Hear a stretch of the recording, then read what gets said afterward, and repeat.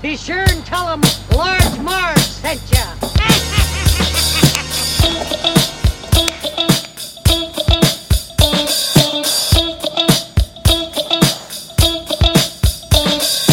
In the 90s, we were just teeny tykes. We rented movies and our bikes. We wanted to be DJs, but we were just teeny gals. So we went off to college and we remained as pals. 20 years later, we're still watching flicks and we're bringing you the feedback bit by bit. Sweetie and Sweetie are here to say it's the Large Marge sent us podcast.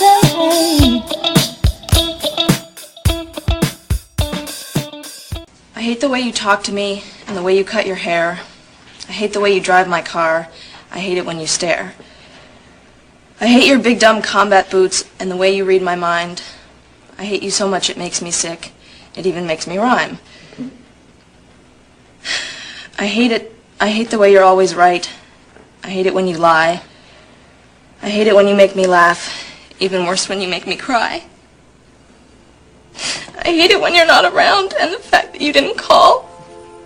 But mostly I hate the way I don't hate you. Not even close. Not even a little bit. Not even at all.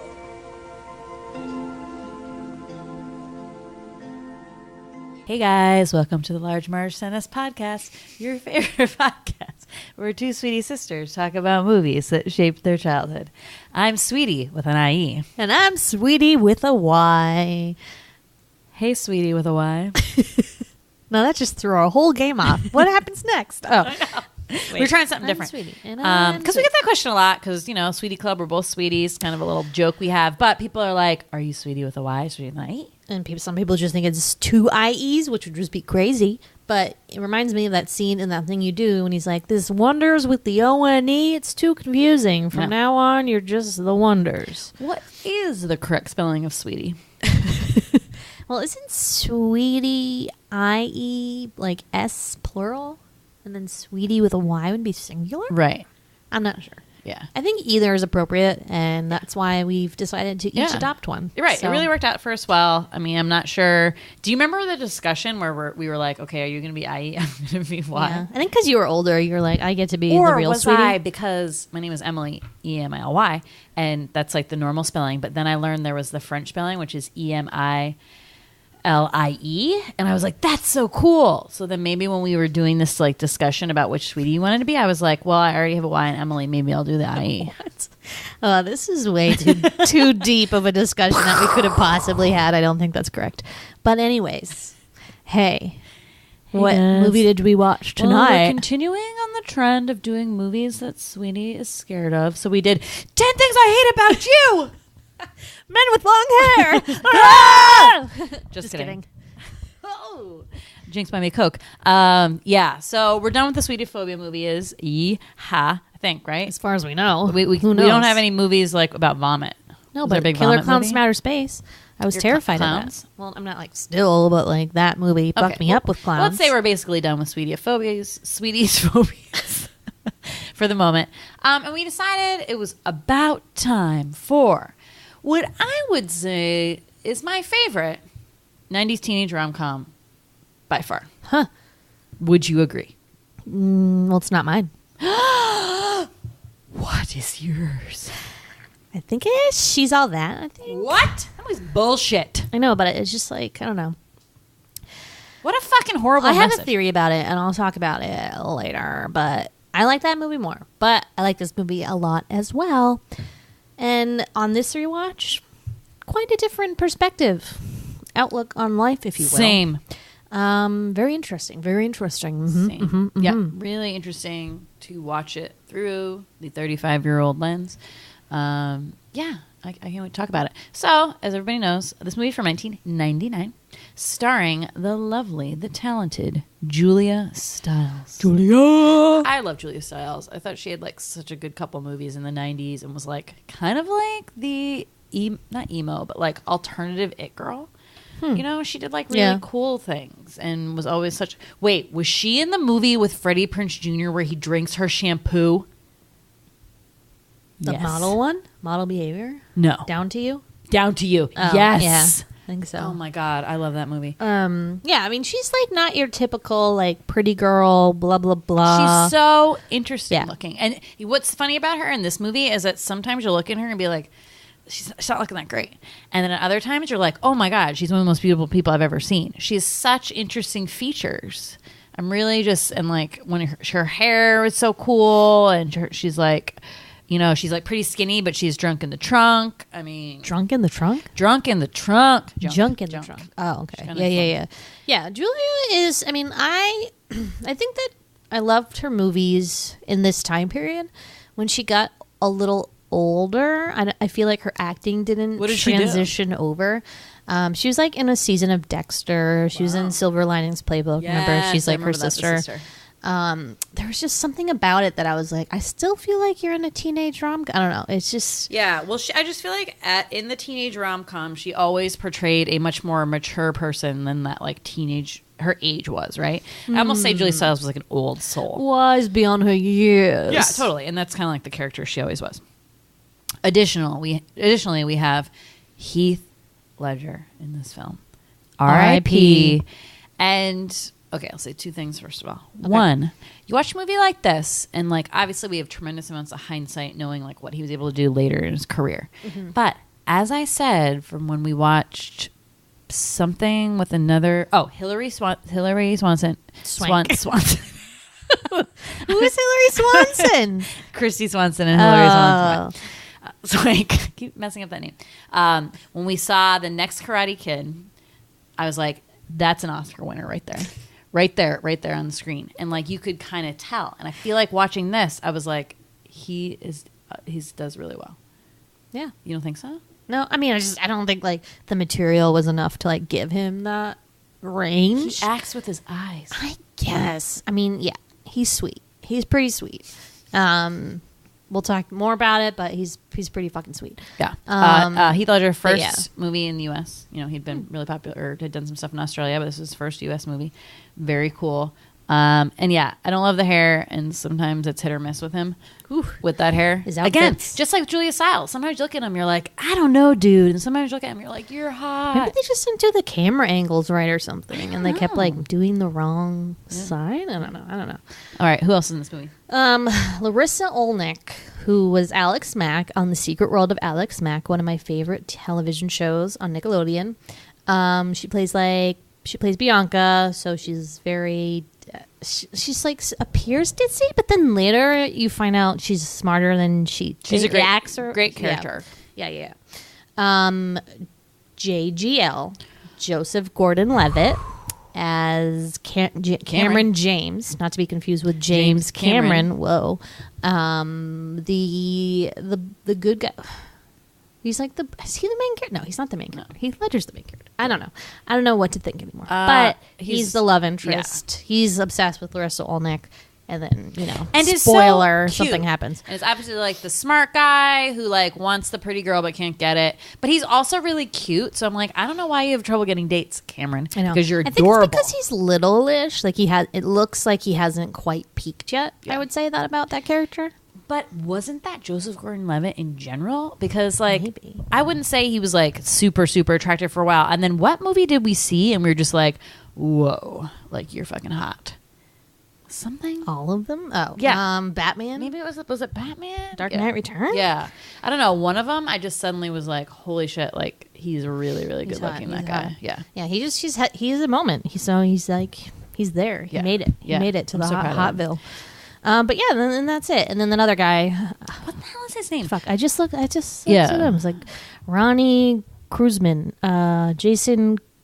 Was he in a movie we just saw, or we were talking about him? We were just talking about Family Values. No, because we were just talking about him. He's in Addams Family Values. Oh yeah, right. He's that kid. He's like the fat like porn producer guy in The Deuce or whatever. Now I confuse him with Oscar Isaac. Like, if sometimes I try to visualize them, I'm like, and somebody else in American Pie, or is he in American Pie? He kind of is Jason Biggsy to me too. Maybe, but. Yeah. Allison Janney, randomly, but awesome. I love her. So like good. Pretty small role in this is Ms. Perky, the guidance counselor. And Maureen from Center Stage. Wow. Yeah. And Letters to Cleo. Letters to Cleo, the band. Yeah. Again, 90s movies teen staple. amazing. But yeah, that's pretty much everybody who's in this movie. So don't ask us why we left out Daryl. What's the teacher's name? Like Mr. Cool, Daryl Chill something. He was great. Too. He's good though. Yeah. So this movie was just so, we talked about when we did another maybe it was Center Stage or Clueless or something. Or I don't even remember which one, but we were talking about how like the 90s had these great, it was Center Stage, these great movies about kids in high school. And that was just like all through the 90s, we just had like great, total fantasies and like nothing like our high school. I'll list why in a couple minutes. But it was just like made for us. And these were so fun and people like were obsessed with them. So there was a string of so many. I mean, we could try to name them all. We wouldn't be able to. We're going to try to cover them in this podcast, not this podcast, but on this podcast over the years, hopefully. But I think this one is just really, really clever and like stands out. And, if you don't know this already, you should. This movie is based off of the William Shakespeare play, The Taming of the Shrew. Now, Sweetie here is our resident Shakespeare expert. What's the brief summary of that play? So, like, this is maybe the only one I've never read, so I don't actually know. But from what I gather, based on this movie, there's two sisters, and one is a bitch, and one isn't. And she wants to marry this one guy, and her dad's like, no, you can't marry him unless your sister gets married first. So then she has to, like, find somebody to marry her sister, and then, turns out we actually love each other. And then she gets tamed because she's not a bitch anymore and is, like, somebody's wife instead or something. Pretty sad, pretty bogus. But again, and this is cool, a cool thing also that happened in the 90s was like this like retelling of classic literature in modern-ish or like with a different take on it. So you got like Emma and Clueless, right? That was pretty cool. There was Julia Stiles was also in O, which was Othello. If you Google like modern day movies made like into Shakespeare movies, there's actually like a pretty long list. And you're right, a lot of them were in the 90s. And also they actually just did like movies of the actual plays. Like they did some reimaginings, but they just redid all like the. Well, that doesn't count. I mean, it kind of. But I'm just talking about the reimaginings, though. No, but like in the 90s, they also did so many just like new adaptations. Yeah, I mean, they just do that think all of the time. The Baz Luhrmann, fucking Romeo and Juliet. Right. Yeah. I mean, that was huge. So, I mean, Shakespeare never dies. We know that. This plot, however, and I feel like they did a good job with this movie, but in general, I do not get behind the plot of Taming and the Shrew because basically the summary is like, oh, you're a bitch and you need like love to like warm you over. Or also maybe more like you need to be like husbanded up so like he can fucking tell you what to do. Bitch is just a code name for like cool, like somebody that is independent and like and wants to do what they want. It's not a bitch. Right. And for this movie, I didn't remember that the Julia Stiles character of Kat is like pretty mean though. Like in terms of she's mean to the right people, but why does she pull down the prom poster? Because prom is bullshit. It's but like only bullshit to her. And I don't know. She ended up having fun. So I think they tried to like do that part to her so it didn't seem so like, okay, like she's only a shrew because she's a feminist and has all these like new ideas and isn't your typical high school kid. They tried to make her like a little bit more actually mean. But as she said, I'm not a bitch. I'm just annoyed. Good one, Kat. Yeah. Aren't we all? Aren't we all? Yeah. So, hey, we already started talking about the synopsis. Let's go further. Am I right? You're right. It's time for... It was like a sex phone line. Wow. You're right. Yikes. I think my like sexy voice is actually sounds more like geriatric. You just sound really quiet and like you're right. In pain or something. I don't know. Or you sound like, I don't know. Who is it? What movie is that where he's out like George McFly being like, you're my density. Totally. I would never be a sex phone operator. Be horrible at it. Anyway, it is time for the sweet synopsis. Yeah. Sweeties. That must be Nigel with the brie. Katarina Stratford is a cool girl. I'm just going to change the synopsis, but just kidding. She's a shrew, I guess, because she doesn't conform to normal cultural stereotypes like popular music, done by the terrible band Smash Mouth, and that was Bare Naked Ladies. Bare Naked Ladies, and drives around in a non-cabrio convertible car, and people hate her, and it's bullshit. Her car was bitchin', by the way. Yeah, it was pretty cool. I don't know what kind of car that was, but it was like old. Probably smelled bad, but like it was pretty cool. Anyway, she has a little sister named Bianca, who is definitely a popular, kind of pretty girly girl, whatever. But their dad, guys, is crazy. Their mom, I guess, left them. Yeah. Which, like, is such 3 months ago? I just, like, don't... Like, why couldn't she be dead? I just don't get why they went with that choice. Like, and this is, like, in The Little Giants, too. Yeah. Remember, we're like, the mom left? Like, what? Where'd she go? Is she coming back? No. And it's never like she might come back. They're, like, pretty dead set on the fact that she's not coming back. Yeah. And they don't have any, like, reaction to it. Because I'm like, do they throw that in there because you're like, oh, that's why she's so mad? Right. Right? That's what I like, thought. is that why they do that? Or, like... to explain like why the dad is crazy. I don't know. Maybe all of the above. I don't Yeah. know. But the dad's crazy. He's a doctor. He sees a lot of pregnant young women come through. An OBGYN, so he delivers babies on the reg. So he just sees all these young moms. So he like tries to scare the shit out of his daughters and like be like, you can't kiss boys because kissing leads to sex and sex leads to babies and all that, all that stuff. But it's like, dude, just arm them with like the weapons that they need to I know. succeed here. What have I we do not learned? understand that sort of like idea of parenting when you're like, okay, I know definitely Or- if they're not allowed to do anything and I lock them up in a box, then nothing will happen. Or sex education. yeah, It's like abstinence. like, dude, put an IUD in them and you'd be like, done. Right. Problem solved. It's so weird. Anyway, so he makes it a new rule that Bianca cannot go on any dates unless her sister Kat goes on a date first, which is upsetting because Bianca really wants to go on a date with this hot model guy. What's his name? Zeke. Just kidding. Remember I called him Joey Lawrence? Yeah. Yes, I But remember not that. because like I thought that was the actor. I literally thought that was Yeah. the character's name. Yeah. I think his name is Joey. Maybe it's Joey. Yeah. It's just not Joey We'll Lawrence. we'll call him Joey. It's Joey. So she wants to go on a date with this guy, and that's why the dad makes the rule. So, kink in the plot. No, what is that saying? Kink in the plan. Kink in the Kink in the I don't hose? know. Yeah, I don't know. But Joseph Gordon-Levitt, aka Cameron James, is madly in love with Bianca, and he becomes a French tutor, even though he doesn't speak French, to try to get close to her. And he's like, okay, if I can get Kat to go on a date, then Bianca will go on a date with me. But does he not realize that she has a crush on Joey? Right. Though, I mean, his friend was like, Put it did together. introduce her Yeah. or like kind of in that way. Yeah. So he like should have known, but in his like sweet little like optimistic boy brain, he's like, I'm going to win her heart. Yeah. So good for him. So here's the plan, guys. So they're going to be like, okay, we need to do this. So here's what we do. We find someone crazy enough to go out with Kat.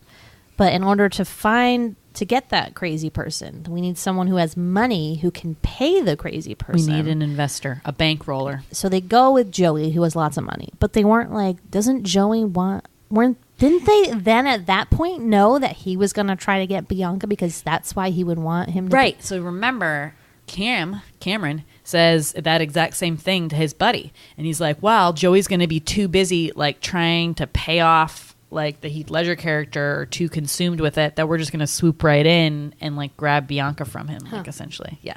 It's weird that they think that like women don't have like free will to Well, just like free do thought. whatever they want. Yep. But yeah. Okay, so for some reason this plot is more complicated than Well, anything other based on ones. Shakespeare plays, let's get real. Is. I know it's all this like confusion and mistaken identity bullshit. Blah, blah, Letters blah, blah. not delivered. Timing, Letters delivered yeah. to the wrong person. Yeah. So okay, so that's the plan. So they find this guy Patrick Verona who has this terrifying past that seems to be mostly rumors, but they're pretty funny. They're like, I heard he ate a live duck. Right. I heard he sold his liver on the black market to buy speakers, which Right. like speakers really get something cooler. I mean, speakers were the coolest thing to get in the 90s, though. So Was it? let's I remember. feel that. like stereos or something were, but Exactly, maybe if you're a stereos. musician. So the no, thing- but this what- seems to be just speakers, not the I mean, stereo. really part. big like subwoofers in your car. You'd be like, I want those. I mean, I don't want those. But Yeah. I wanted my hearing later in Yeah, life. yeah. But So Patrick is scary looking to, the white Seattle child, I mean, he looks 30. He looks different. First of all, he looks 30. Yeah.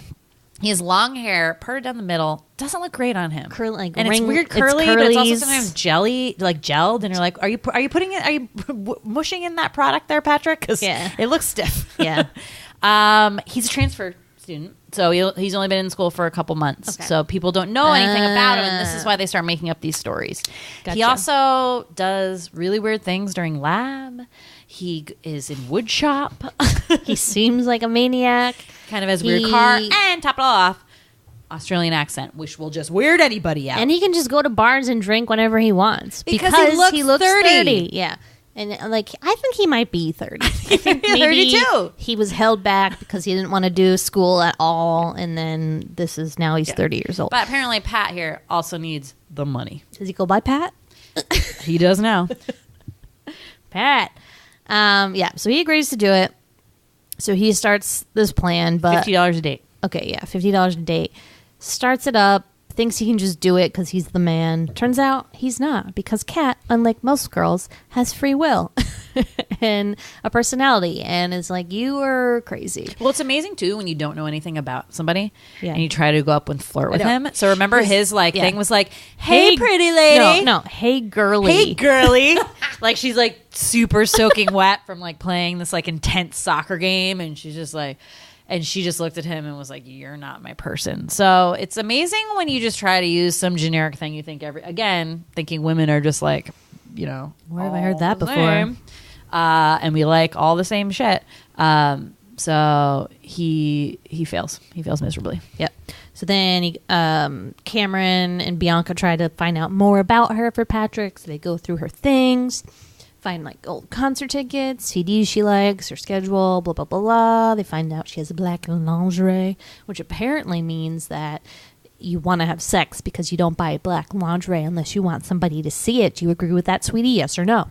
No, or you just want underwear that's not going to show period stains. Yeah, or you wear a lot of black clothes and black underwear is cool. Yeah. Whatever, you guys. But my whole life I thought that was the case, and so rude awakening. These rumors, these movies start. I know. So then he tries again, and he's a little more successful this time because he goes to Club Skunk, which is a woman/lesbian bar. I'm unclear. Yeah, not sure. Just is like skunk alternative, like some sort of like a lesbian phrase? No. Well, I feel like it would be more, I don't know. I have no idea what that means. Is it something to do with like the pheromones and like the spraying? I don't know. Maybe it's like a white girl, like a blonde girl with like a dark bush. What? Okay. I think we're thinking like way too long into these things. We're like, what could the possible meaning of this random club in the movie 10 Things I Hate About You be? Anyway, so he goes there. And I think it's like a feminist club. Okay, sure. And her favorite band's playing there, which is Letters to Cleo, but they go by some fake name in this. I forget. It's like the Red Hats or something. That's like the little old ladies that go on the trips together. Red Hat Society? Yes. Cool. No, it's not that. But anyways, so he's like, let's go to this party, Bogey Lowenstein's, which is something Cameron's buddy. Shoot, what's his friend's name? I know. I can never God damn it.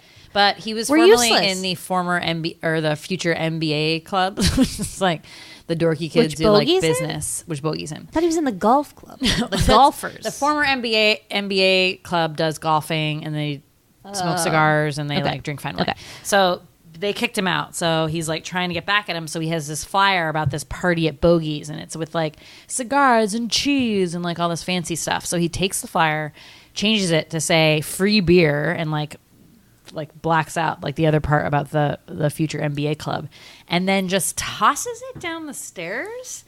And I was like, damn thing. I mean, I'm going to go in a further list about things I missed out in high school that happened in this movie that did not happen to me. And one was flyers about a raging home house party. Or flyers in general. And apparently that's the way, if you want to distribute a bunch of flyers at a rapid pace, is to just like throw them in the air and watch them like fly around. Like remember in Mean Girls, she does that too. She like passes out a couple, but then it's just like, and then Sex and the City. It's a great effect for the movies for sure. Yeah. So Patrick wants to take Kat, so he's like, I'll pick you up at 9:30. So something about this is jiving with her. She's like, okay, maybe there's something there. So she agrees to go after Bianca like begs her, but I think really she wanted to go, and so this was just like, okay. Right. And the thing with Kat is that she, you know, despite not being interested, you know, she's almost like Sharon Clueless. She's just not interested in boys her own age because she finds them dull and not interesting, which is mostly the case. Yeah. High school boys are dumb. So dumb. So they go to Bogey Lowenstein's, and right away, Kat is like taking shots. But why though? Oh. She sees her sister. So I guess she didn't realize that the whole reason why Bianca wanted to go to the party was because, what's his name? Joey Lawrence was going. So so she, I guess, doesn't know because She knew. He tells her that, and she's like, well, whatever, and then is like, you know, not paying attention, and then she sees her sister flirting with him, talking to them, and tries to talk to her about it and be like, hey, I need to tell you something about Joey. And then she's like, go away. And her sister says this thing like, don't address me in public. Like, bitch, what? Like, I cannot believe you would treat your sister like that. I mean, Bianca really comes around, but like, imagine if I did that to you or vice versa. Well, yeah. I mean, other people's sisters treat sisters like that, I guess. I mean, they didn't we're have sweeties, the so we greatest don't. relationship, but I just like... But I still think she knew because she got in his car, remember? She's like, why don't you ask Bianca who gave her a ride home today? And like, so she knew all that. But I don't know if she knew that Bianca liked him. Like, I think she thought maybe her sister was smart enough to like... I guess. Yeah. So she starts drinking, and then Patrick kind of like loses sight of her, and oops, she's dancing on the table to Biggie Smalls' Hypnotize. Good scene. Hits her head on the chandelier, gets a minor concussion. Patrick carries her off to like a weird swing in the distance. And he's like, don't fall asleep. And then she pukes on him. But they have a nice moment before that. So you're like, okay, things are rolling. And I think at this moment, he starts falling in love with her too. And let's be real, you start falling in love with Patrick too. I mean, because it's adorable the way he takes care of her. And you're like... You know, it's interesting also being a feminist and a very independent person and like being like, I don't need anyone to take care of me because I really don't. But when you're in a situation like that where clearly she like, you know, needed some help, like he did it in like the sweetest way, you know, and not in a like, oh man, I'm gonna take care of you way, and like, and also take advantage of you. Yeah, and which is like another great moment in the car, right? Exactly. She like wants to kiss him, even though she just barfed all over herself. But she was still kind of drunk. Yeah, so she tries to kiss him, and he's like, let's not do this now. But she thinks she's getting, like, shunned, but he's rejected. Just being... Is shunned not rejected? I would say rejected more like. In the dating sense, I think rejected is, like, a better word. But, yeah, but he's just like, you know, she's drunk. A gentleman. Like, she can't give consent. Patrick knew about consent in 1999. Yeah. Wait, isn't there another movie where, like, the things are going to happen, and he's like, I can't do this... Because you're drunk. Damn it. Is it She's All That? Had it. Isn't there a scene where she like gets drunk and she's like kind of all over him? Probably. I don't know. But maybe it's a common trope. Anyways, it was nice. But she's kind of mad, so she goes back inside. Okay. Next, sweetie. Okay, so she's still mad. This is the marching band part. Oh, yeah. I was like, I really don't know what happens next. So she's like really mad, which, you know what? Like, even if she was rejected...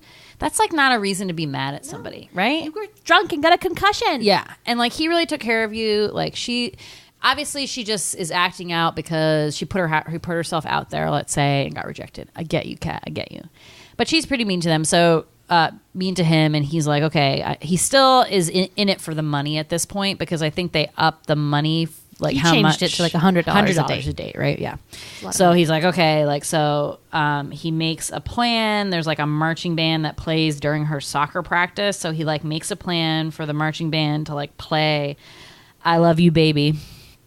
I love you, baby. And if it's quite alright, I need you, baby, to warm a lonely night. Good song. Yeah, so great. So he takes a mic and he first starts at like a cappella, and you're like, it's just this like loud voice coming through the speakers in the stadium, and then he like creeps around the corner, kind of weirdly, but creeps around the corner, and there's like a big stairs, like a stadium. And he does this like cool like song and dance, and it's so funny. And then the marching band joins in because he paid off that one guy who was the leader of the marching band, and it wins Kat over. She's like, who's mad now? My boyfriend's a song and dance man. So she's back into him. She's back him into in a big way. But then he gets detention. He gets hauled off by the cops. Yeah, because which is apparently you're not allowed to do that. Yeah, what the fuck is that? I don't know what rule that was that he broke, but he was whatever. trying to ask her to prom. Yeah, he's just having a good time. He's just working his plate. So she's getting out of detention. So the way she does this is by flashing the gross detention teacher, and he stares at her boobs way too long, and he leaves her shirt up way too long. It's maybe the most upsetting scene I've seen in years. And I've seen it before, but this time I was like, ew, I just got I got really yucky, icky feelings. And then they escape, and then they go on like a little like impromptu date, little paddle boat, little paintballs, not to be confused with paintball. Oh, yeah. No, the distinction, paintballs apparently is when you fill up water balloons with paint and chuck them at each other. Well, I've never heard of that, and really the only thing I don't think it's real. Fun thing about paintballing is that it was like a gun, so you're like firing a gun that's not going to hurt anybody, though it does really hurt. It does hurt. That's why I never want to do it. But like, what's fun about chucking water balloons full of paint? I know. I never even liked water balloons with water when I was little. They were just like, it was a little scary for me. It's like stinging. I don't know. It didn't look that great. There was hay everywhere, but it did provide some real cute making out moments. Yeah, little make out sesh in the hay bale of hay covered in paint. They were rolling in the hay. But it was good. So now they're like an item, and they're gonna go to prom. And now Bianca's excited because she gets to go to prom. But then, guys, at Bogey Lowenstein, she decides she doesn't actually like Joey because he's an idiot and only cares about himself and how he looks because he's a model. So she's like, forget him. And then she's like, oh, Cameron, you're this great guy that was with me this whole time. I didn't even see you, and now I do. So now she likes Cameron, and Cameron's like, hot dog, it's my lucky day. And they go to prom. Yeah. So it's sweet. Yeah. So now everything's good. They go to prom. It's a good time. But then something weird happens, and Kat finds out that Patrick was paid money to go out with her. This is all Bianca's fault because she told Joey that she'd still go to prom with him. She wasn't like, hey, I don't want to go to prom with you. Because they left first, then he came like he was going to take her to prom. So he basically got like stood up. So he got pissed. And so that's why he told Kat, or like either like confronted Patrick in front of Kat, and she put two and two together. And because she had asked him about that at one point, like, what's in it for you, as a joke, like, why would you take me to prom? And Patrick got like super weird, right? So she had an inkling, and like he got really mad at her for even like suggesting that he was doing it because of money when he really was. And so she like kind of knew a little bit, and then this confirmed it. So she flips the fuck out, which I agree. I'm sorry, finding out someone was being paid to go out on a date with you, and essentially their feelings are all fake. Can obviously tell that it's real now. Like, I don't know. Every movie this comes up. Every movie, somebody gets upset because somebody made a bet. I started listing them. But in all those movies, the person actually falls in love with them. So it's just a way if it happened to me, people. I'd be like, it's obviously for real.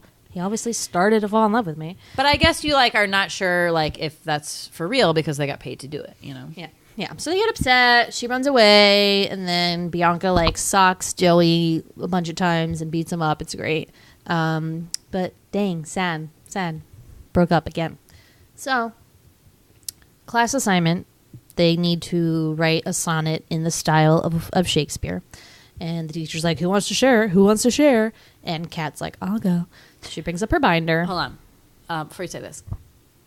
But, like, don't you feel like a scene is missing? Because she really went from, like, mad at prom to, like, drinking on the porch. She has, like, a conversation with her dad, basically, because her dad, like, wasn't going to let her go to Sarah Lawrence, which is on the East Coast. They're on the West Coast to go to college, and she really wanted to go.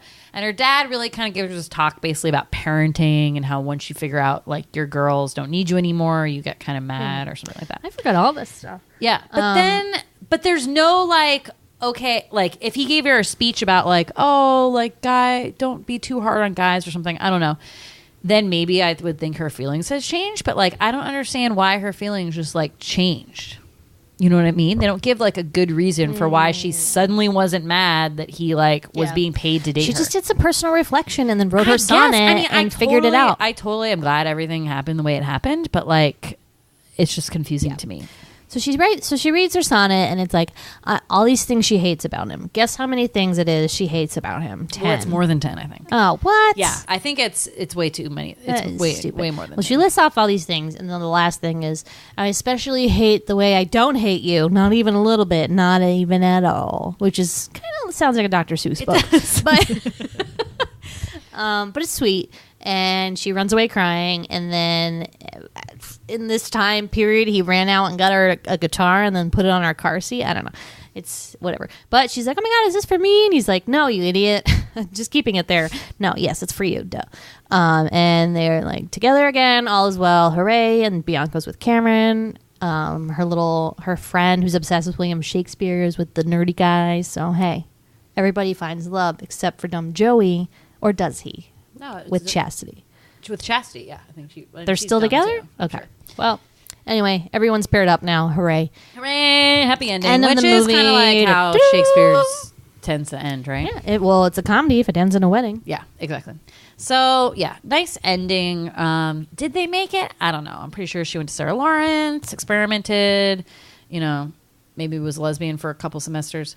I can see him moving out there. It's not like he had any grand plans. Exactly. So, Patrick was really smart, but I don't know, what his career ambitions would be. What was he going to be? He seemed to be making good things in shop class. That's right. Oh, my God. Wait, he was measuring things. I feel like he's, one of those artists who works with metal. He might even make jewelry. Really nice, tough-looking jewelry, but everyone's metalworking, it's made by Patrick Verona. Whoa. Is that a Patrick Verona? Oh, okay. Yeah. And he could easily do that in, where's Sarah Lawrence?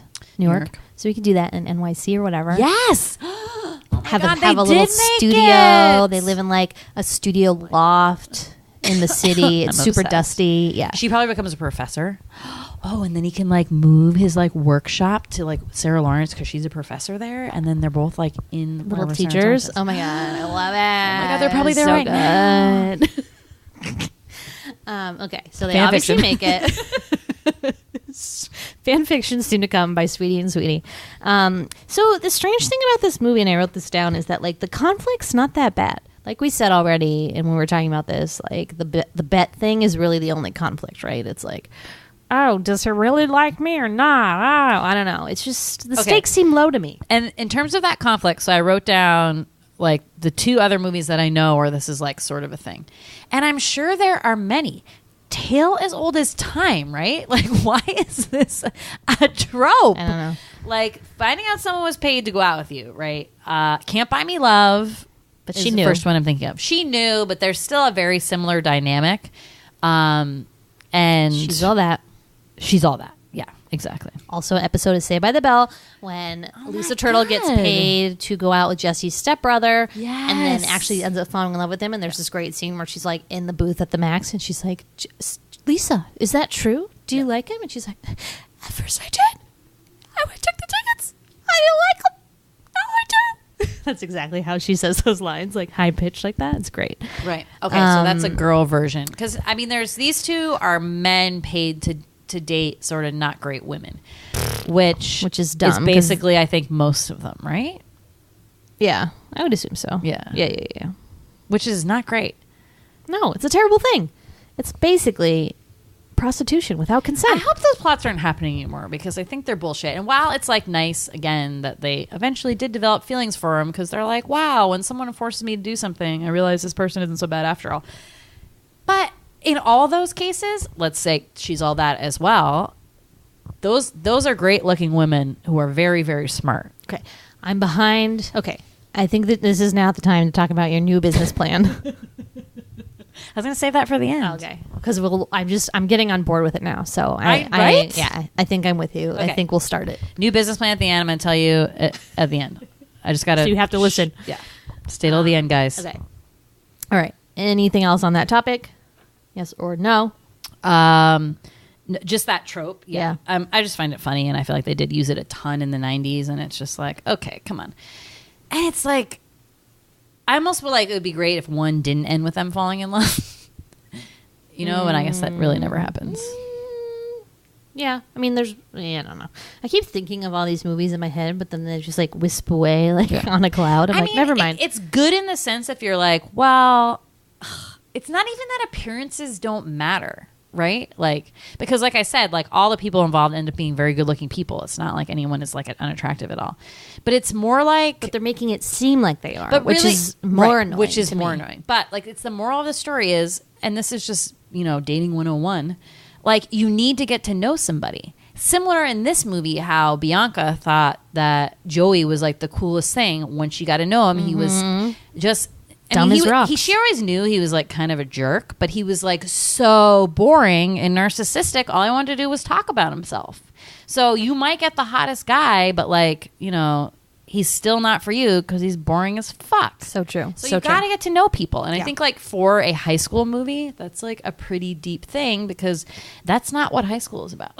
High school is about like who's the most popular, who's the prettiest, like who's the hottest, Yeah, but who's it's the most like, fit. But like in this case, it's like Bianca has to choose between like a hot guy and another hot guy. Like it's like that's not real life. So Right. yes, that was It's like his friend who I would think is like slightly less attractive should have been like in his role. And if that worked out, you would have been like, yes. exactly. Because just like in Can't Buy Me Love, like sure, like Ron is like looks kind of not as attractive at first because he wears weird hats and like his hair is frizzy. But once they give him like anti-frizz shampoo and like give him some good clothes, he's Patrick fucking Dempsey. He's cute. Beauty and the Beast guys. If Beauty it and the was Beast. his also in that, if it was his friend, what's his friend's name in that? Kenny? No, Kenneth. Isn't it Kenneth? Yeah. I don't know. If it was him, Carrot Top, and he like Scram McFly. Scream McFly. If it was Scram McFly, like yeah, that would have been like okay, that's a good movie. Yeah. Who needs to see hot people I getting know, together? I know. And rant. Cry me a river. No, yeah, I agree. So, and so we started talking about this, but I hate that when movies do this thing of like trying to make you think something. So like in She's All That, they're like, look how ugly Rachel Lee Cook is. Oh my God, you guys, she wears And how did they make her glasses. ugly? Glasses and baggy clothes. Glasses, and she works at a taco shop, a falafel place, and it sucks, and her best friend is fat, but really nice. And she's an artist. Ooh, an artist. Can't fall in love with an artist. So like there's all these stupid stereotypes flying around the 90s, like feminazis and artists and Well- girls that could think and had an opinion were not to be desired. Well, let's go into, and this is also super common in 80s and 90s movies, the walk through the school to show you the different like cliques, right? So I always find that so interesting because in all the 90s movies, that's like basically what there is. And there's always some standby. Like, what's the most common one probably? Coolest? What? Like nerds. Nerds and Popular, cool or people. like jocks, right? Yeah. So people with the varsity letter coats and yeah, nerds. This one they go like a little bit further I and think- very, very much more 90s. With Well, I it. think that was on purpose. I think Yeah. it was a little exaggerated. Like I Right. don't think all schools have a cowboy like faction. Right, of but Clueless was students. like this too, remember? So they got like much more in, but it was much more 90s, right? So you had the Rasta group. So Bob Marley was huge in the 90s. So you had all these Which people. we talked about in Cool Runnings. I know, and see, it's a thing. The coffee heads. I'm going to assume that's because they live in Seattle, and it must be some feel like- connection to coffee Yeah. there. Because Sure, we sure, do not sure. have coffee heads. Like, did kids not drink They had a coffee in little, high like, school? coffee So, cart. yeah. Oh, that's funny. The guys who smoked weed. So, like, what do they call them? The those were the the Lodies. Rastafarians. No, different group. The Lodies or something. No, it's the Clueless? Rastafarians in No, this. because it was between the coffee heads and the Rastas. The Cowboys, as you said. Whose main form of entertainment is lassoing the garbage can. Yeah. Okay. But they're like still from that area. They're not from the West at all, but they just, I mean, basically like we call them honkies at our school. The future MBAs. So it's like the nerdy guys. And then I just stuck this one in the hot girls group. They don't have this specifically, but it's when Bianca walks by with her friend and he's like, oh, like you would never be able to date her. She's like out of everybody's league. And like, I don't know if I'd say that about Bianca. She's very cute, but I feel like she's approachable. She's cute, but she has no boobs. And yeah. And she dresses like a child, Not that as you they need boobs, did but- in the 90s. Yeah, it's that very like Baby Spice kind of look, you know? That Oh, look. I'm so glad that's It's over totally because that it's look. creepy. Yeah, I and don't like, like it. I mean, her prom dress is essentially like a tiny little girl's outfit. It's like, it's a crop top, but it's like satin. And then she has this like basically like long tutu in her hair and those like weird little things we all used to wear our hair in. Butterfly like, clips? Butterfly clips, yes. And like a weird headband. And this choker from Claire's with like rhinestones. Claire. And I'm Joseph sorry, but Gordon-Levitt's where like, else can you buy "You're one, so get 3 beautiful?" earrings? And I'm like, you look like you're 10. It's creepy. Not a good look. And Because I don't. those girls were young anyway. So it's like Well, you were trying yeah. to look even younger. She was a sophomore. It was just the look, man. It was just the style. It was the style. But in this, they're obviously.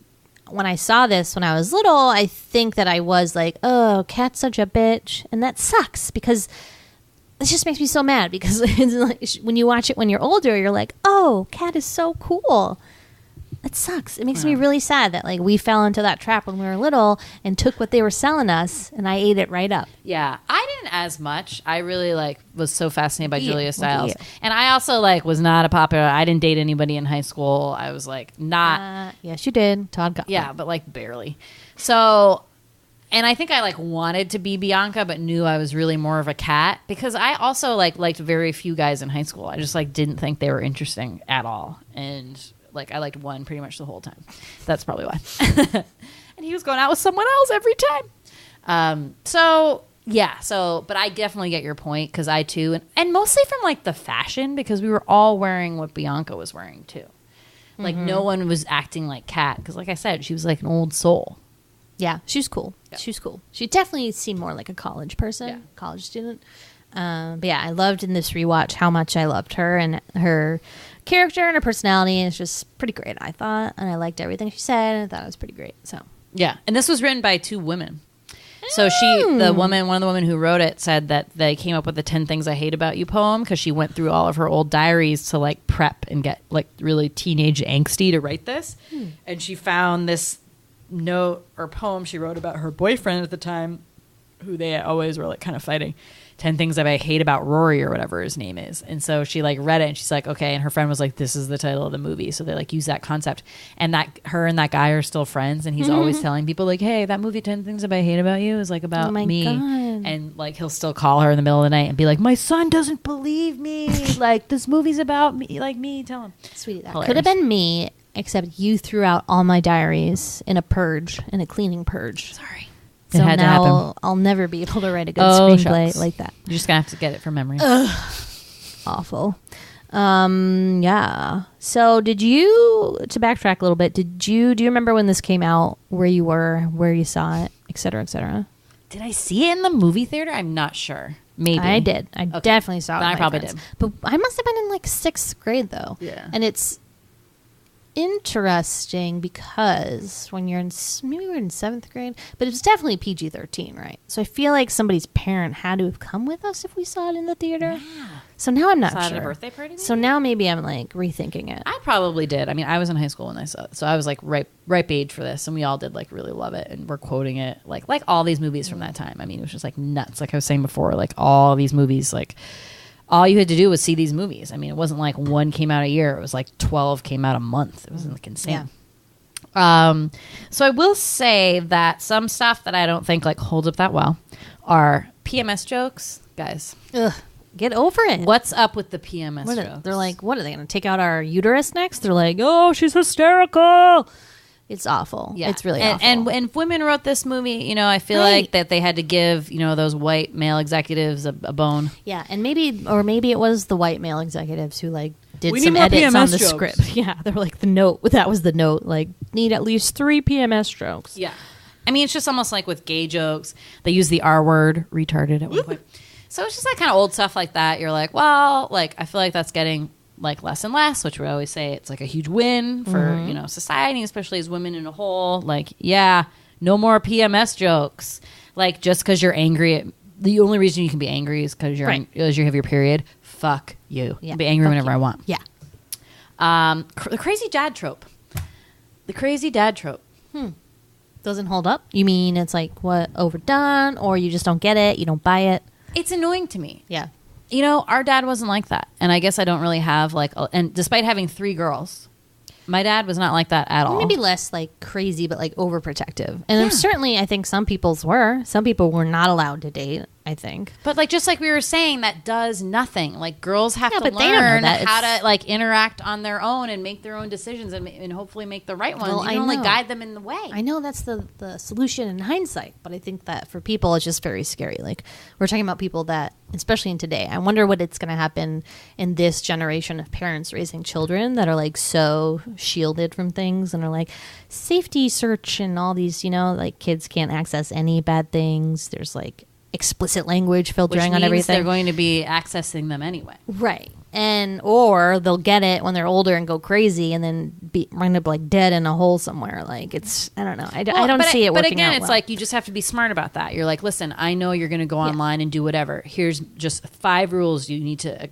like. Do not give your address to anybody. Yeah. Do not call anybody. Do not meet is, anybody. You know, it's a little like condescending or something. Maybe like being like these Yes. girls can't do anything because they're Right. girls. right? Exactly. So it's just like infantiling women and just being like, no, you can't make your own decisions Yeah. because you're always going to need a man in your life telling you what to do is bullshit. Total bullshit. So again, like I feel like that trope, it's not necessarily going away. Like there was that movie that just came out about cock blocking, but it's the men and the women. So it's the mom and the dad and that. Remember they like figure out Blockers? their cock blockers? Yeah. I think it's just blockers. Blockers.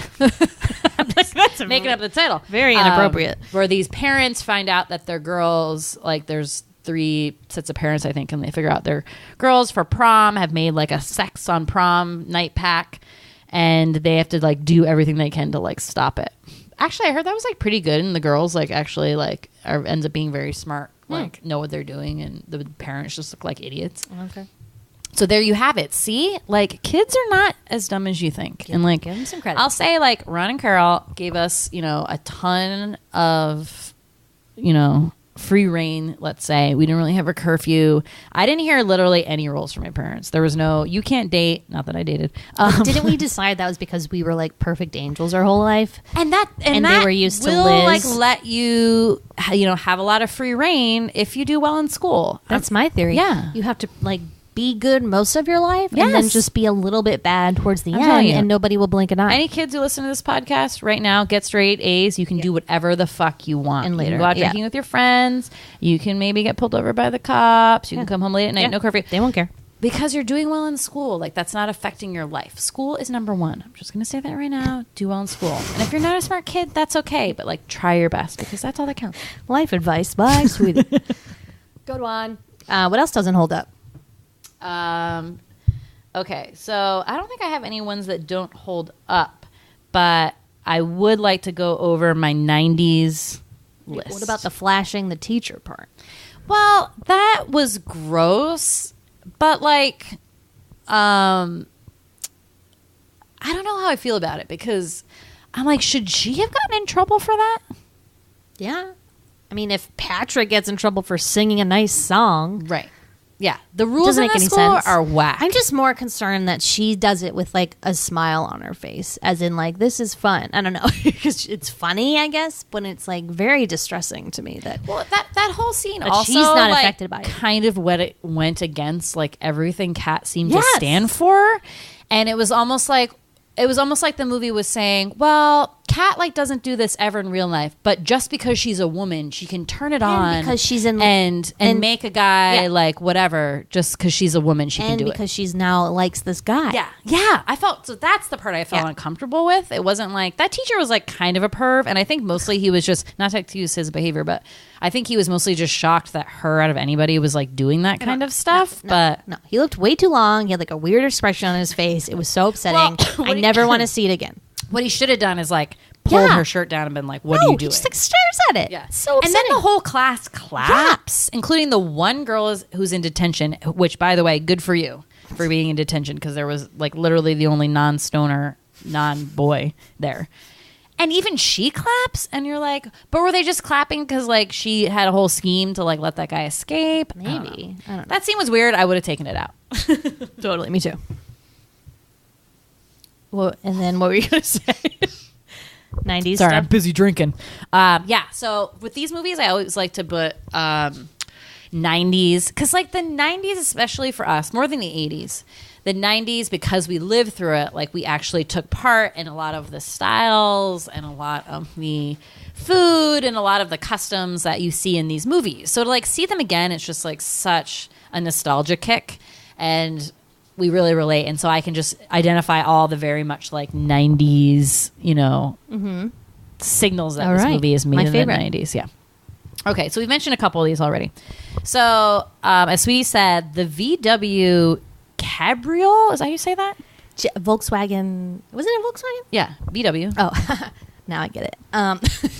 Yeah, I think it was Cabriole. Yeah. So it was like that little, I would say, coupe with like, but a convertible one. It might have even been 4 doors, but it was like the cool girl car. And it was like the cool girl, like West Coast girl car. I just feel like it was in like a ton of 80s and 90s movies. And you're like, look at that cool girl with her blonde hair, her crimpy blonde hair, and her VW Cabriole, and her like ankle boots and her lace.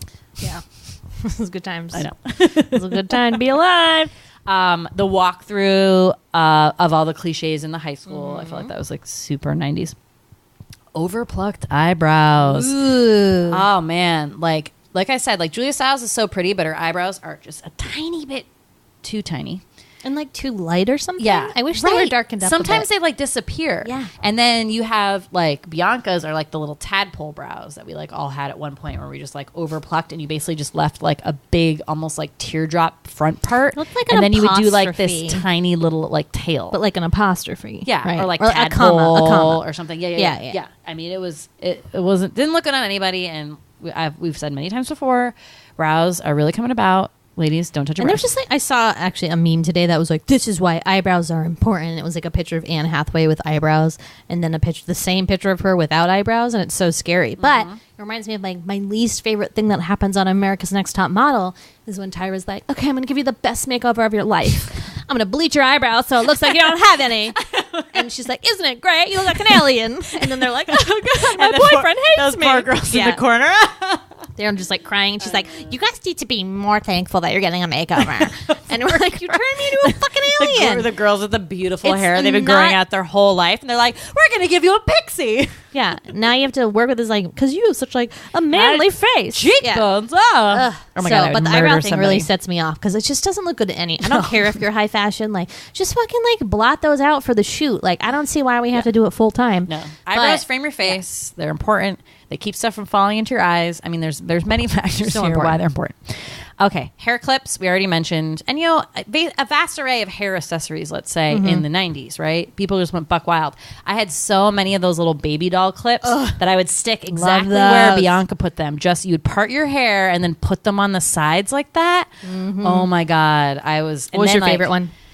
I think I had like these purple bows that I loved. Oh, I thought it was the red bow. I had like No, the I little think I had red, the purple or red pink. bow I wore on the first day of school in 3rd grade. I remember 4th grade. Oh, such a good outfit. I even like wore them in a ballet class, and like I would wear a bun, but then I would like still have them in there, but like on the sides up top. Cool. Obsessed. I had so many of those. Cool. For guys, the t-shirt with the plaid shirt over it. Very popular trend. Okay. And yeah, then- I feel like that was around for a while too. Wasn't it like an Abercrombie thing for a while? Yeah, Like that kind of thing? must have been.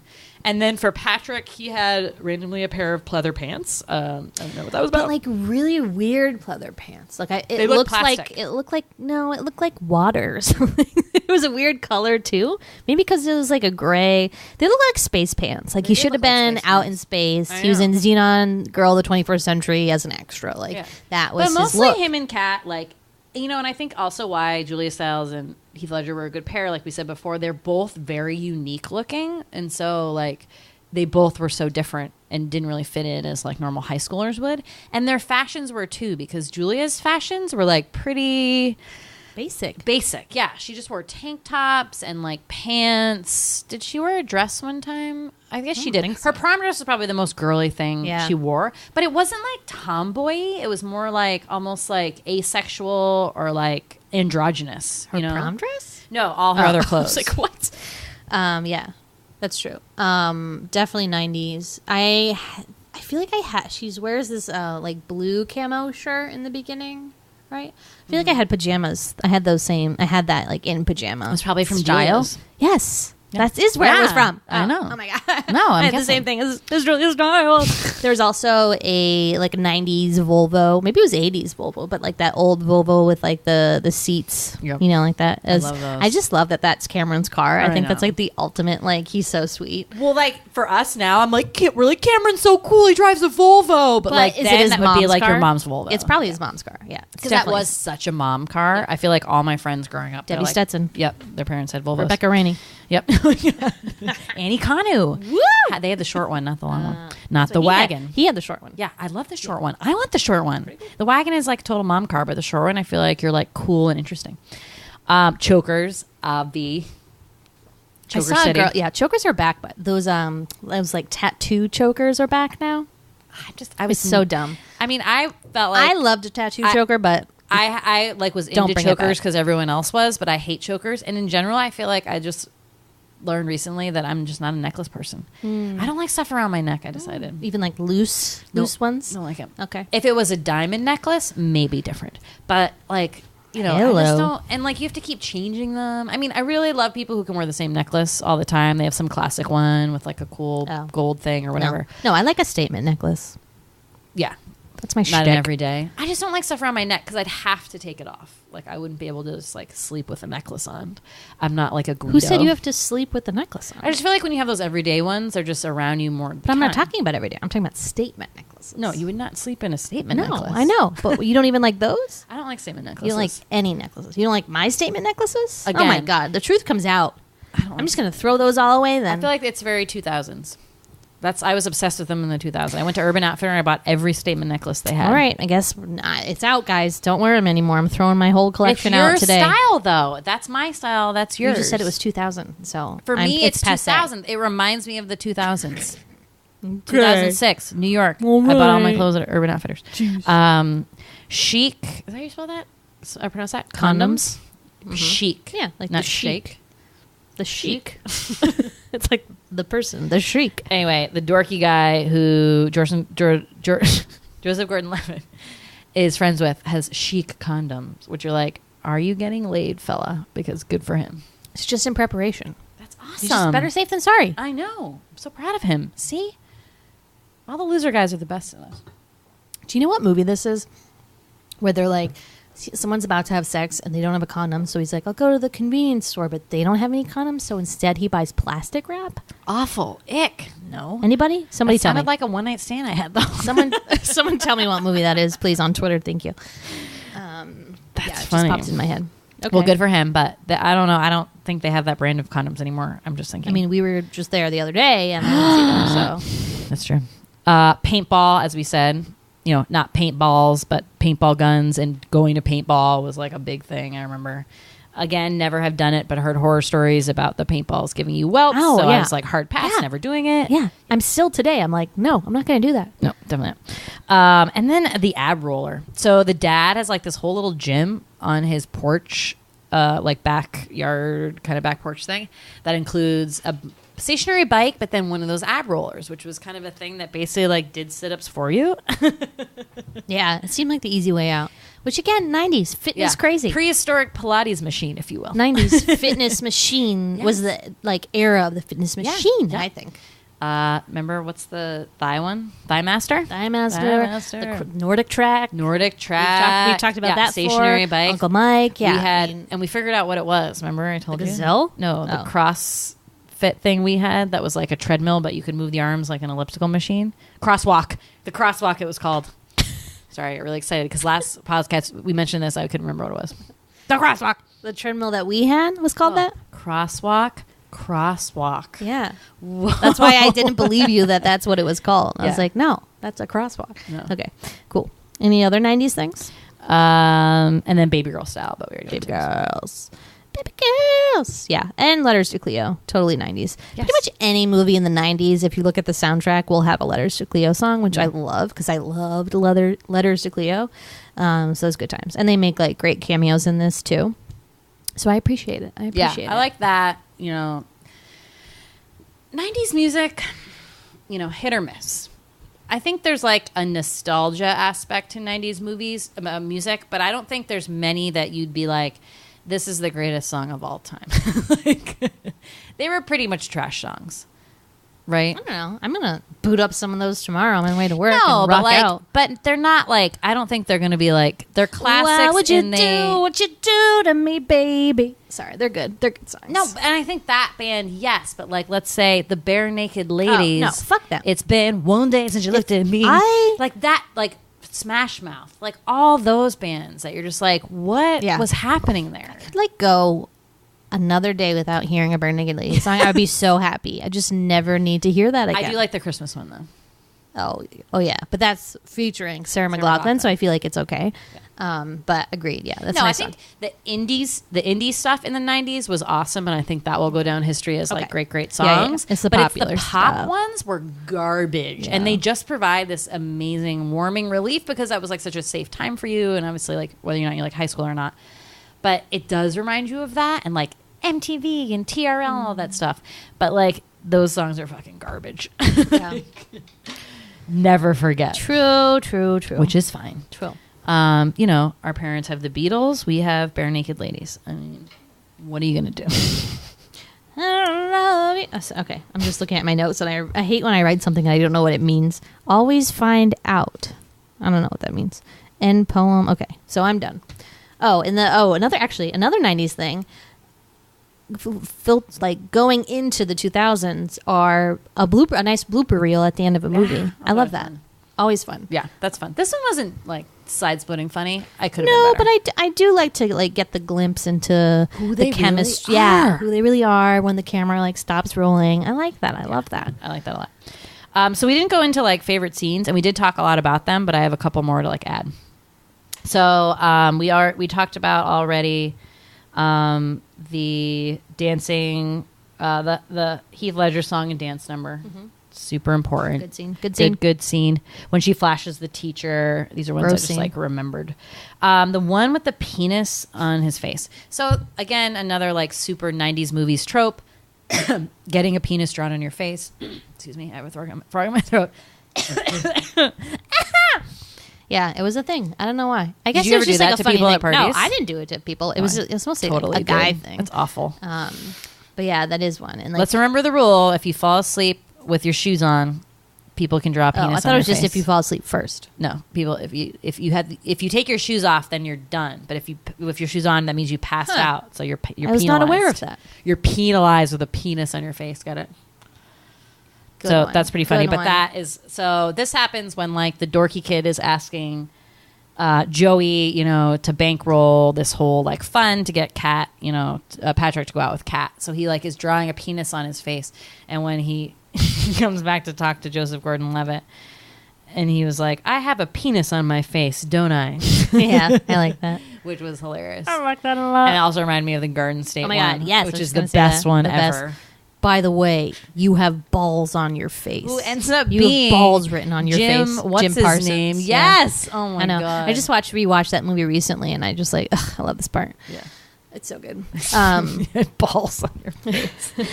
Why? Because does he fall asleep at a party, and that's why, right? Yeah. And they write the word balls on Balls. his forehead. You have balls on your forehead. Okay, that's great. Okay, the wear the belly. So before, the dad, like we said, is an OBGYN, so he's all about the girls getting pregnant would be the worst thing. So again, dude, throw him some birth control pills. All you got to do. But whenever they go out, he makes them wear the belly, which is like like those suits they have, which have like big boobs and a pregnant belly, which I guess they do use in parenting classes because our friends we just found went out. to one and they were like, "Who wants to wear the belly?" Like they had one suit Yeah. and they wanted a guy to wear it the whole time and he wouldn't. Pussy. So that's funny. And I just love that. Like, who wants, like, you got to wear the belly before you go out. Great. Must be Nigel with the brie was one that was, a That real must be good, Nigel with the brief. with a good quote. And also, actually, that's another 90s trope are people taking over a house for a house party. If they find out where the house is that they're going to have the party, everybody just like steamrolls the front door and they just set up shop and the party starts.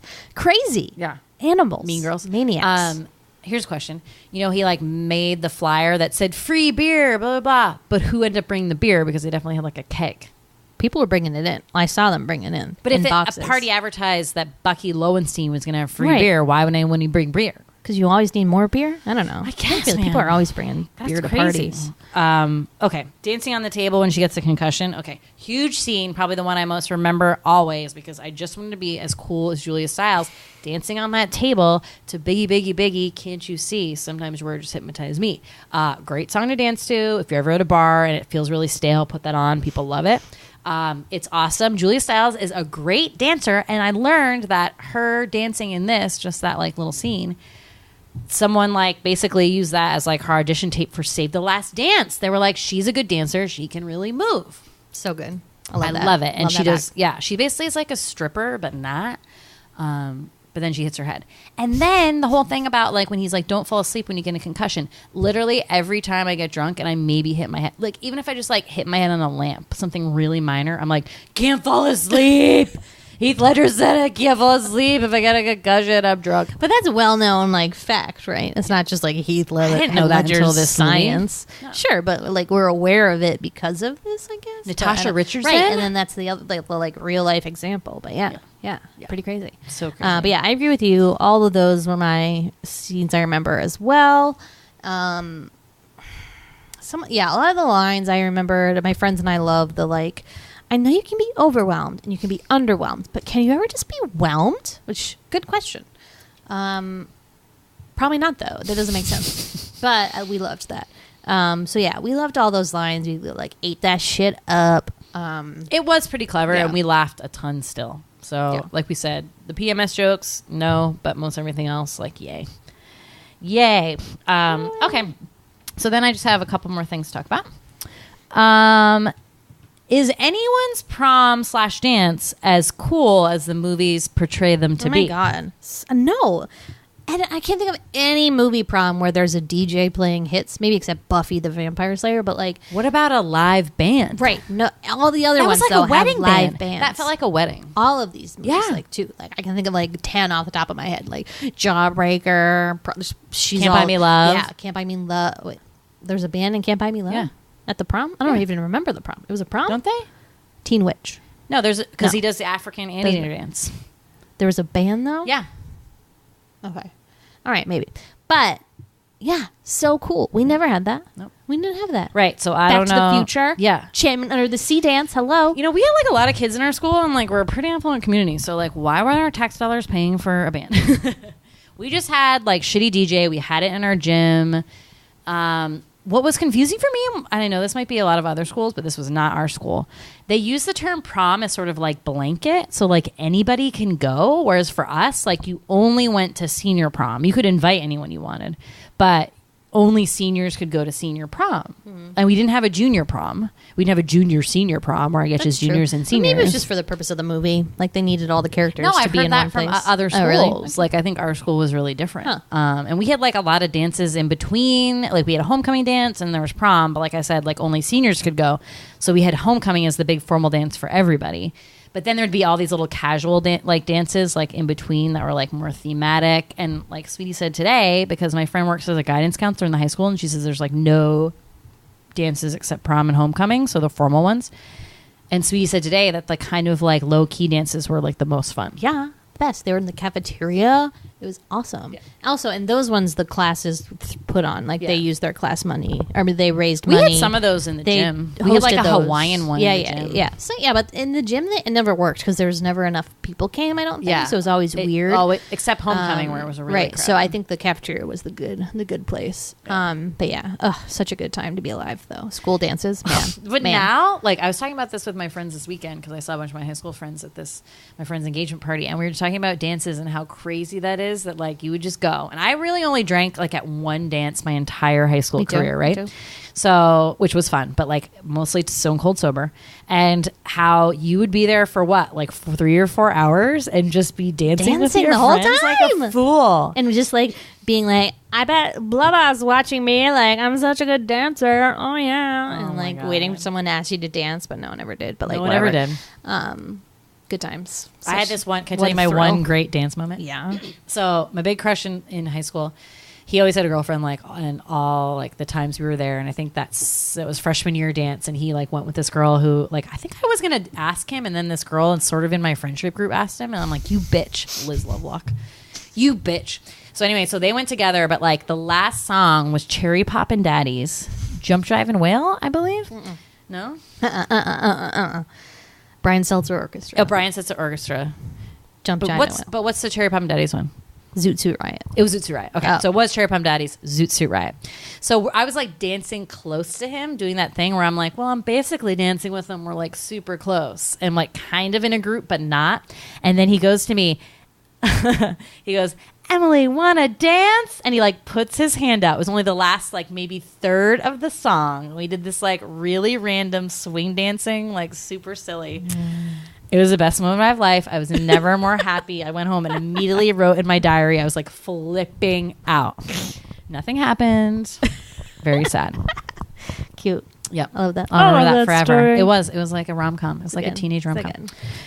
Okay, so a couple more things. So I wanted to just quickly go over the things that happened in this movie that I really missed out on that maybe other kids had, just like we just said about bands, bands that dances. Okay, flyers, advertising, house parties, as we said. Like, did that happen? Tweet us. Did that Let us happen in know. your Let us school? know. Because, like, that was not how people told us about house parties, right? Yep. It was by word of mouth. It was like a whisper also, chain. Somebody would find it. was a A whisper teacher would campaign. find it and like tell the cops or something. It just seems like a that's failed stupid plan. idea. Hot guy giving you a ride home never happened. Never happened. Yeah, bummer. House parties in general never really happened. Oh, Not big we had ones a lot like that. Oh, we had good ones. And I never went. Oh, I was at ballet, I guess. Prom for all ages, as I said. Nachos in the cafeteria. What the hell? That sounds like an amazing idea, and they looked really good. Not a great lunch. we had but- all this other like unhealthy food. But So I not don't see nachos. why they wouldn't give us nachos. Yeah. We had nachos at like What basketball the hell? games and stuff. marching bands. We had a. No, we didn't have a marching band. We had a school band. Yeah. Not a But marching marching, band. it's Well, like what I want to know is how did the marching band learn that song so quickly? Did they just have? They're just like all such great musicians that they maybe know. he was like, which song do you have that would fit my my There you go. modus operandi? There's a good one. There's a good idea, sweetie. Good thinking. And then finally, dates. You know what I missed out on, guys? Dates. I went on 2 in high school. That's more than a lot of people have been on. Maybe 3. What? Oh my 2 god! were disastrous. You're an old I hat. basically got paid to go out with them. Oh my god! just Is like- it this movie? They were horrible. One was with this guy named legit nickname was Grandpa because he drooled. Okay, it wasn't a great date. And then I had to go to prom with him after. Is my life a failed rom-com? And then this other one was this guy who I definitely didn't like, but my friends pressured me to go out with him, and he kept calling me to go out, and I don't know. Did I even ghost him? Was that even a term then? Because I think I just stopped calling him.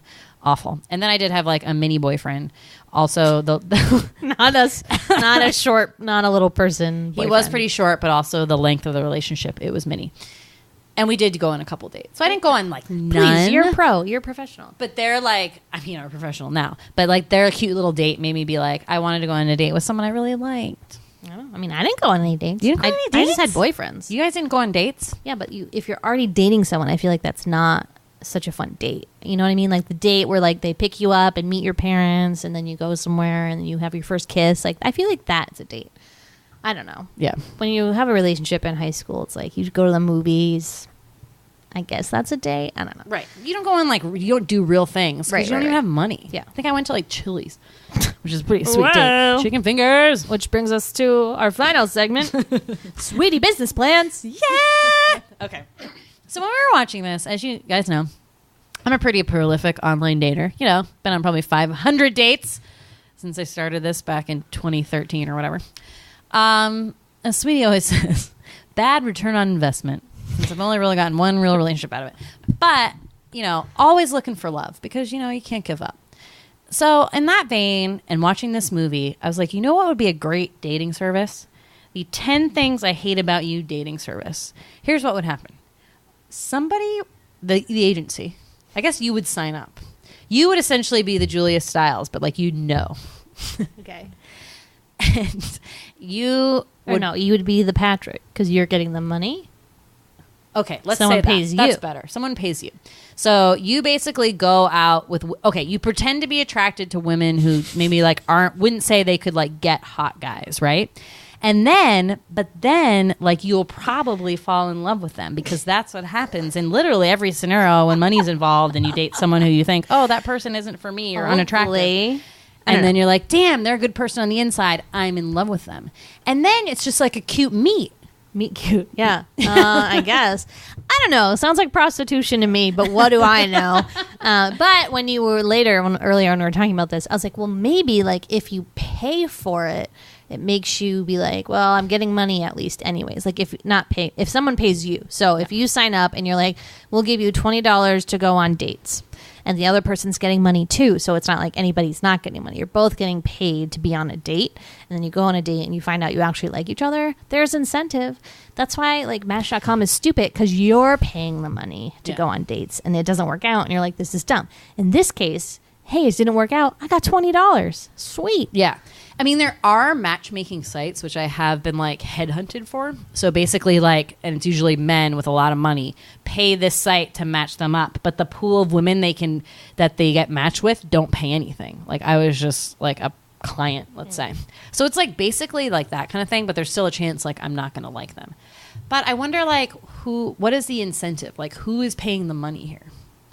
The people who want dates, or is it just like an angel organization where the person's like, I want to get unfortunate people who can't date hot people to hit on them? No, it's not an angel situation.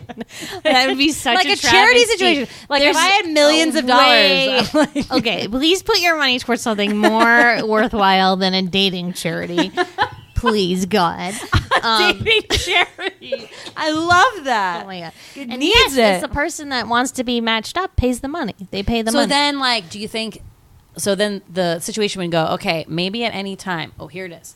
Maybe at any time, like, some really good-looking person is going to hit on you and ask you on a date. But you don't know if it's the service or maybe that person just likes you. That sounds terrible. So then you don't know, just like in the movie. Then you're just always in a, like, untrustworthy relationship with each other. No, that's a terrible. And then that's maybe worse. there's, like, a rule that's about, like, worse date than the 3, original. like, you know, they have to come clean. No. Haven't you seen The Millionaire Matchmaker? I feel like Charity did this, but whatever. It's a tough concept. We'll write it in the book. We'll think about it. Let us know what you think. Yeah. Is it a good business plan? Yes or no? But no, I really don't think it is. But was that a rhetorical question, or was that for them? It was for them. It was for the audience. I mean, but I think like the idea is still a good one in the sense that, and like we just said, the whole theme of this movie being that you should get to know somebody, because it turns out they're probably like not as bad as they seem from the outside. Always works out for you when you do that. It does not. I give people a lot of chances. I'll go the second date even though I'm not feeling it, and I'm like, that was horrible. Also, trust your gut. That would be my number one advice. If you got bubble guts, don't do it. If you got bubble guts, don't do it. Somehow this turned out to be our longest podcast I think we've ever done. An hour and 20? Wow. Well, the fans are waiting for it. Everyone loves this movie, so they'll be thrilled. So much to talk about. Thrilled to pieces. Anyways, so do you love 10 Things I Hate About You? I assume you do, because you stuck around for the whole hour and 20 minutes. Yeah. Come find us on Twitter at The Sweetie Club or on Instagram at Large Marge Sent Us. Thank you, as always, for listening. 10 Things I Hate About You dating service launching next year. Bye. Bye.